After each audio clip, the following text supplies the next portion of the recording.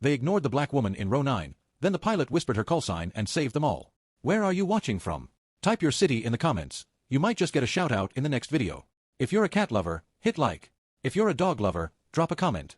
Let's see who wins. And if you love pets in general, hit like and subscribe for some good luck today. The flight from New York to London was supposed to be routine.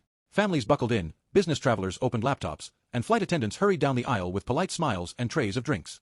But in row 9, seat C, a black woman sat quietly, unnoticed by nearly everyone. Her name was Alicia Carter. She wore simple jeans, a gray hoodie, and wireless headphones, just another passenger in the sea of faces. Nobody knew her past. Nobody knew that once, she had a call sign whispered across airbases like a myth. Nobody knew that the woman they ignored had once flown missions that never made it to the evening news. The turbulence started 30 minutes after takeoff. At first, it was minor, seatbelt signs flickering on, passengers sighing in annoyance. Then the plane jerked hard, jolting drinks from trays. A nervous laugh spread through the cabin, but Alicia's eyes narrowed. She wasn't laughing. She was listening. The engines didn't sound right. Ladies and gentlemen, this is your captain speaking. The voice overhead was calm, steady. Too steady.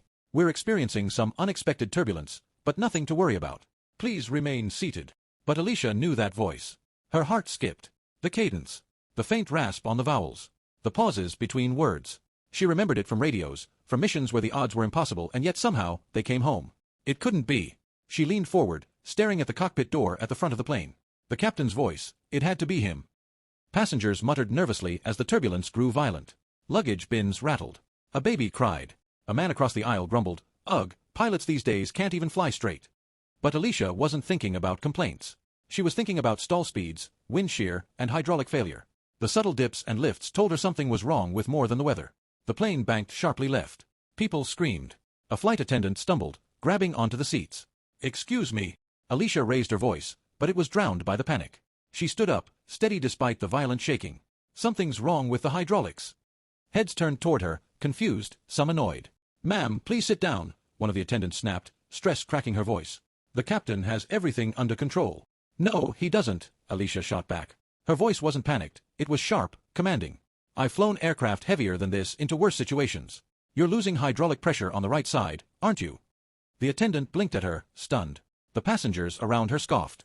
"Lady, sit down," the man across the aisle barked. "Stop making everyone more nervous." "Yeah, don't you think the pilot knows what he's doing?" another chimed in. Alicia's jaw clenched.